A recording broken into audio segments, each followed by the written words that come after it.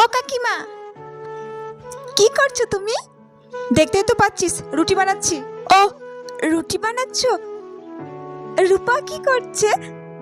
পড়তে বসেছে ও। ও, রূপা পড়তে বসেছে। বলছি যে তোমাদের টিভিটা একটু চালিয়ে দাও না গো, আমি একটু দেখবো। না না, এখন টিভি চালানো যাবে না।